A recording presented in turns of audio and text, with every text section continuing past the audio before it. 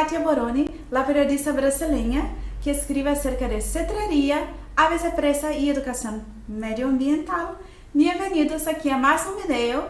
No se olviden de dar me gusta a este video y hacer su suscripción aquí en YouTube. Y también da me gusta en mi página en Facebook. Los enlaces están aquí abajo.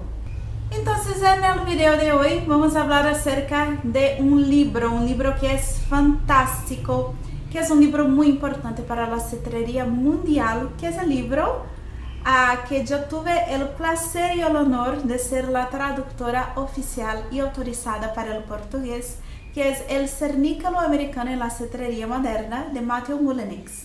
Entonces, en portugués se quedó O Falcão Quiri-Quiri na Falcaria Moderna. Y les cuento entonces cómo fue esa experiencia, ¿no?, de traducir ese libro. Entonces fue en 2016, yo estaba haciendo la tercera edición de mi revista gratuita digital de Diarios de Falcaria. Ustedes ya la conocen, ¿verdad? Y entonces yo envié unas preguntas para hacer una entrevista con Matthew Mullenix, porque a mí me encanta ese libro, fue uno de los primeros libros de cetrería que yo leí.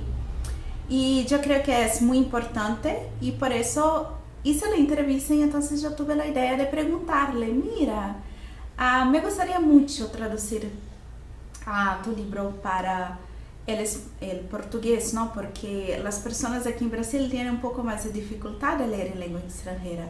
Y él me lo ha dicho que sí, ¿no? Entonces yo lo hice voluntariamente y también está gratuitamente para descarga en mi sitio. Y fue un honor, un grande honor. Matthew es una persona increíble y lo agradezco muchísimo, muchísimo por esa gran oportunidad. ¿Y por qué este libro es tan importante, no? Entonces, hablando aquí específicamente del libro, les digo que es un libro fantástico como primera lectura a todos aquellos que quieren empezar en la cetrería, estén donde estén. Y también mismo que el interés de la persona no sea exactamente tener un halcón cernícalo americano. Quizás la persona tenga interés o el sueño, ¿no?, de tener un peuco o una águila de Harris, ¿no?, o alguna otra ave. Pero ese libro es un libro que es muy como el cernícalo americano. Es pequeño pero es fuerte. Es pequeño pero tiene mucho contenido.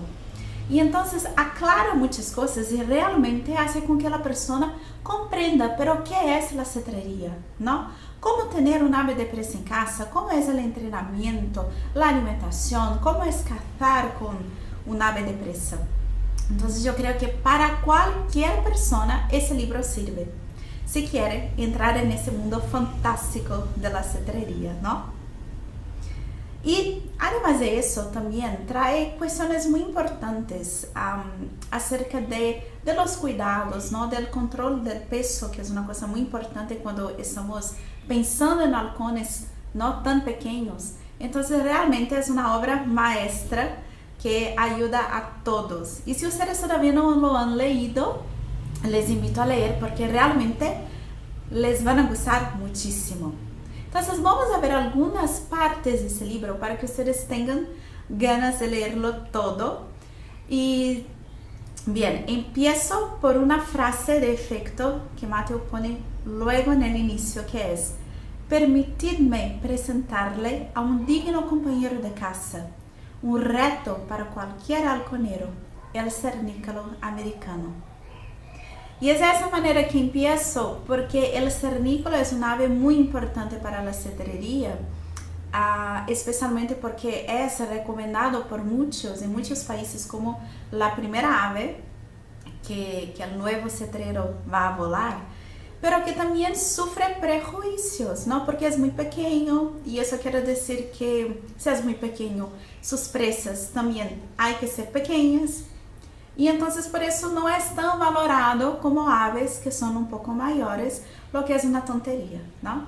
Lo que vamos a ver especialmente leyendo el libro de Matthew es que para escoger un ave de presa, yo quiero volar ese ave, pero para eso yo tengo que pensar, yo tengo campo, yo tengo presas para ese ave. Y a veces, como Matthew va a decir, las condiciones de tu vida van a determinar que quizás el cernícalo sea el mejor ave de cetrería para ti. Entonces Matthew en su libro empieza hablando acerca de la historia, ¿no? De la historia de la cetrería y el uso del cernícalo en la cetrería, que empieza en Europa medieval. El cernícalo común, el Falco teniculus, estaba reservado para los cetreros novatos. Quizás sea desde entonces no se continúa con esa tradición que los cernícalos, sea el americano o el común, sean los aves más indicados para quien empieza en la cetrería, ¿no? Entonces, ¿para quién el cernícalo es una buena opción de ave de presa para la práctica de la cetrería? Matthew va a decir que para quien practica la cetrería urbana. Tenemos que pensar que hoy en día la vida nos deja un poco alejados del campo, ¿no? El trabajo, donde se viven los grandes centros urbanos que crecen a cada día y el campo va quedando cada vez más aislado. Y ni siempre el cetrero moderno tiene el tiempo a diario para salir del centro urbano, conducir por 1 o 2 horas hasta que se llegue a un campo para cazar. Entonces eso hace con que sea mucho más complicado que en el pasado, cuando los campos estaban mucho más cercanos, para que se practique una cetrería moderna a diario o con una gran frecuencia. Entonces, Matthew va a decir lo siguiente: el cernícalo americano es, hoy en día, la única oportunidad de practicar cetrería en áreas desarrolladas con estorninos y gorriones domésticos como sus presas principales. Entonces, eso es lo interesante, el cernícalo como un ave de presa para la práctica de la cetrería urbana. Él va a decir entonces que sus características, ¿no?, de caza realmente ayudan en eso, como por ejemplo, el vuelo de esos pájaros es generalmente corto. Eso hace que el cernícalo americano sea el ave de elección para aquellos cetreros que vivimos en áreas suburbanas, como nos ocurre a la mayoría. Lo que es verdad, ¿no? Matthew empezó a volar cernícalos, de acuerdo con su libro, cuando estaba viviendo en una condición que no tenía más tiempo de salir al campo, y entonces, para no dejar de practicar la cetrería con las otras aves con quien ya tenía ese hábito, él se volvió al cernícalo. Bien, la velocidad de los cernícalos en largas distancias no es muy grande, pero son agresivos, ágiles y decididos en cortas distancias. Entonces, él después va a hablar un poco más de eso, que es cazar en los bordes de las carreteras, que sería una oportunidad, ¿no?, de usar el cernícalo americano en los centros urbanos y practicar la cetrería, lo que es muy interesante. Vamos a ver un poquito sobre eso. Él va a hablar entonces un poco de eso en su capítulo que se llama Cetrería al borde de los caminos.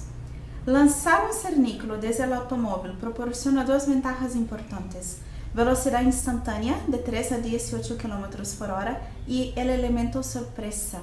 Entonces sería lo que llamamos en inglés de carhawking, ¿no?, con los cernícalos, que es una manera de cazar que funciona muy bien al cernícalo, ¿no? Bien, y el coche que está en el sitio que era antes del caballo, ¿no?, que es lo que él va a decir aquí.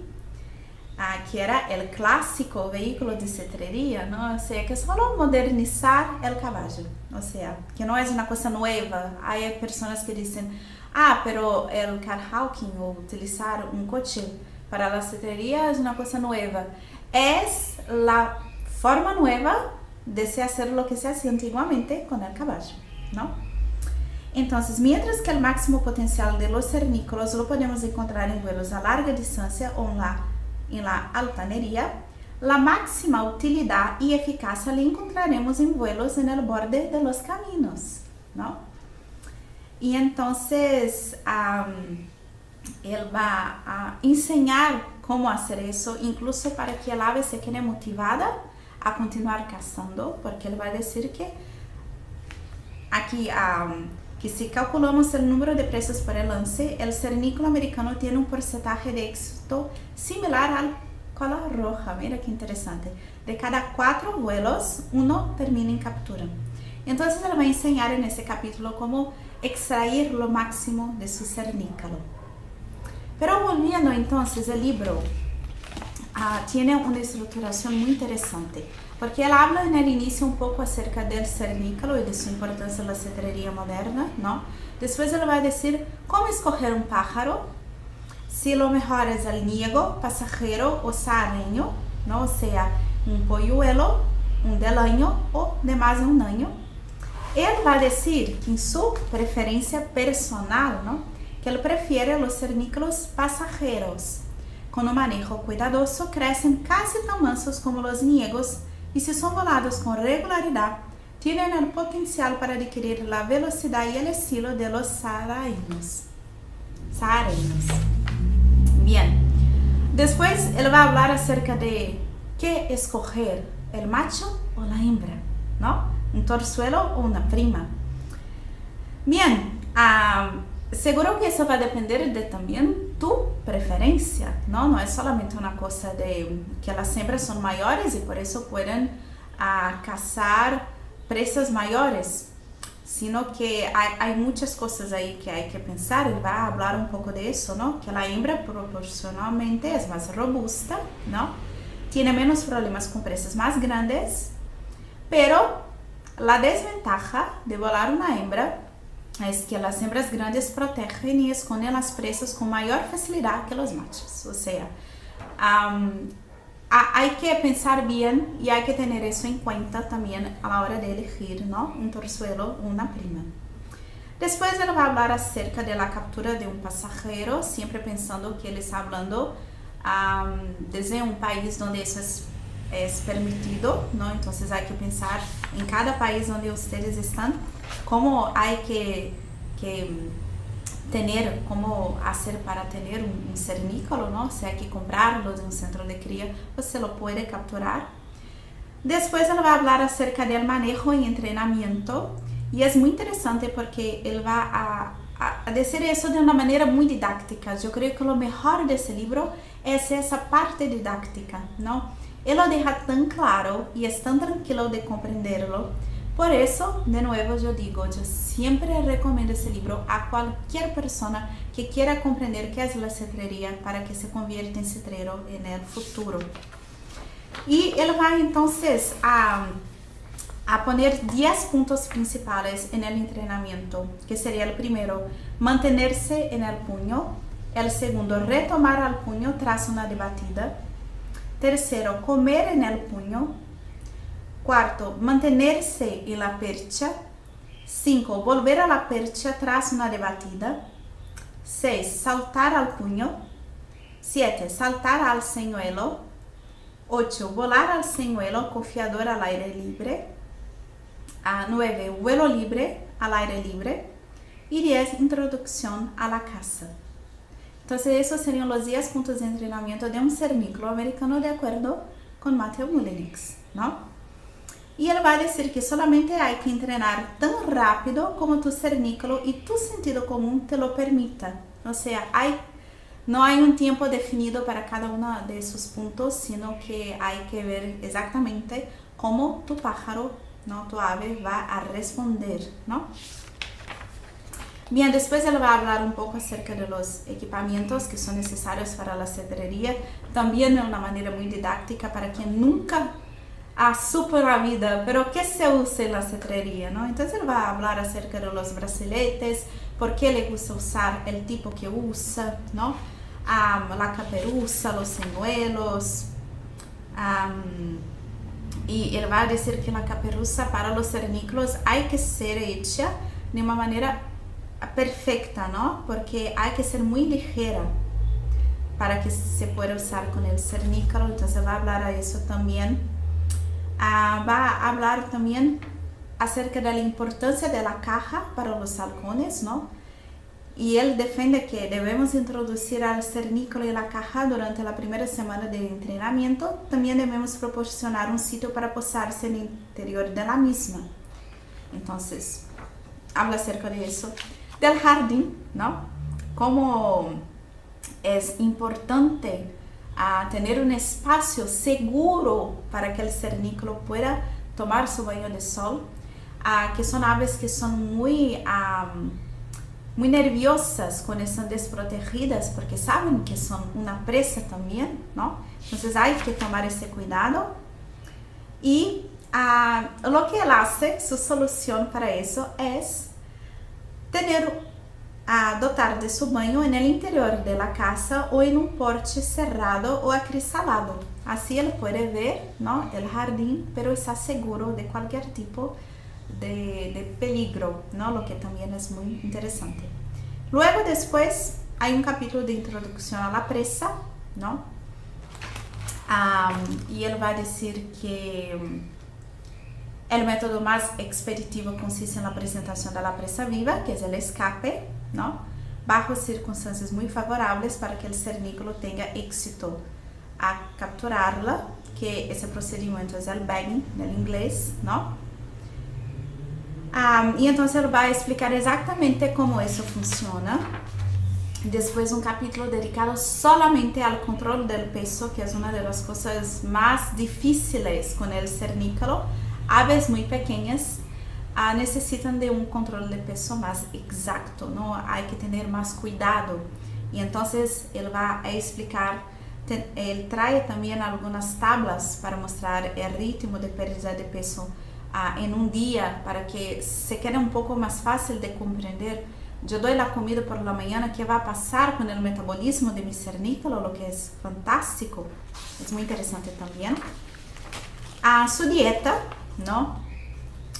Él dice aquí entonces que en cautividad su dieta debe consistir en pequeños pájaros o ratoncitos completos matados recientemente, ¿no?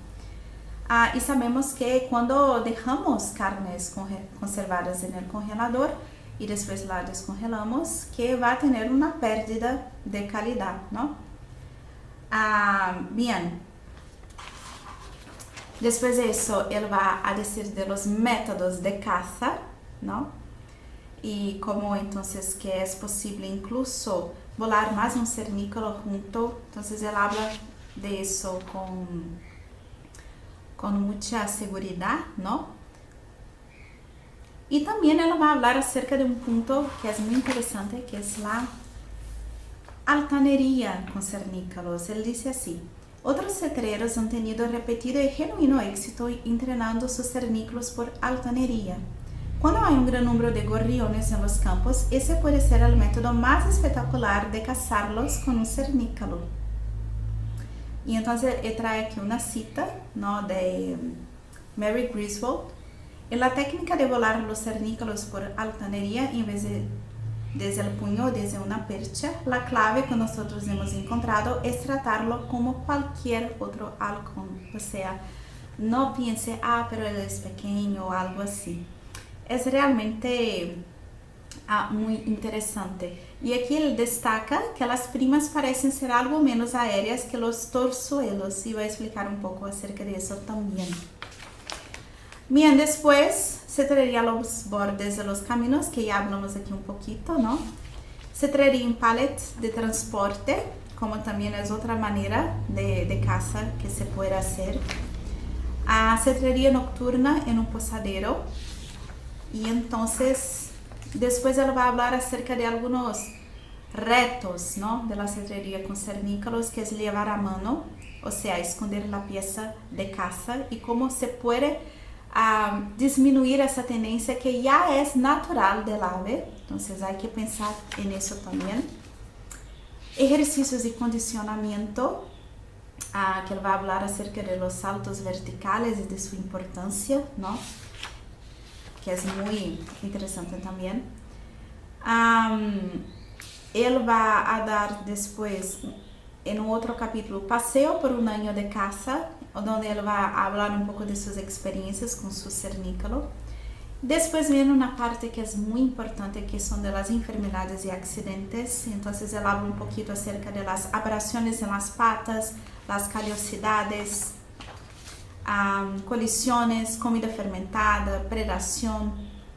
Entonces realmente es un apartado muy importante para todos.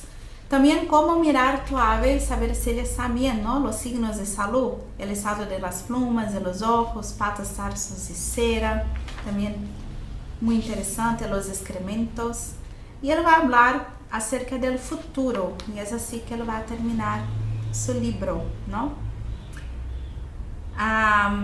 Bien, entonces él más una vez va a defender el uso de los cernículos en la cetrería urbana, donde él dice: los cetreros que ven a su alrededor esa marea de crecimiento urbano tienen una elección: adaptarse a ese nuevo paisaje, aprovechar lo positivo que le ofrece ese tipo de cetrería o buscarse otro pasatiempo. Es un poco duro en ese momento, ¿no? O sea, vives en una gran ciudad, no tienes un campo cerca, o abandonas la cetrería o vuelves un cernícalo y aprovecha esa oportunidad que la ciudad tiene ahí para esa cetrería urbana, ¿no? Que es muy interesante también ese punto de vista. Después, al final, en los apéndices, él va a traer a sus pájaros, o sea, todos los cernícalos que él voló en esa época, ¿no? Entonces traer las piezas que él cazó, la adoración de los vuelos y todo eso. Después hay un diario y también patrones de caperuzas. Y es eso, es realmente un libro muy especial, que quien todavía no lo ha leído debe leerlo. No dejen también de leer la entrevista que yo hice con Matthew Mullenix para mi sitio, el enlace está aquí. Y a descargar todos los contenidos gratuitos del sitio Diarios de Falcoaria, ¿no? Son 5 revistas digitales gratuitas, siempre en 3 idiomas, portugués, inglés y español. Hay 3 revistas acerca de búhos, lechuzas y educación medioambiental, y muchas entrevistas con grandes cetreros de todo el mundo. Y no dejen de acompañar aquí a mi canal en YouTube, porque vamos a empezar a tener muchos más videos, ¿no?, en español. Y aprovecho entonces para dar un gran saludo para todos los cetreros de México, de Perú, de Chile, que son, y también de España, que son los países que más me acompañan. Los quiero muchísimo, muchas gracias por todo el apoyo a mi trabajo. Ustedes son realmente fantásticos. Y vamos a continuar entonces en ese intercambio de experiencias de lecturas, con muchos reportajes y muchas cosas interesantes para que la cetrería se quede cada vez más difundida, porque la cetrería es increíble y quien no la conoce tiene que conocer. Gran beso y hasta luego.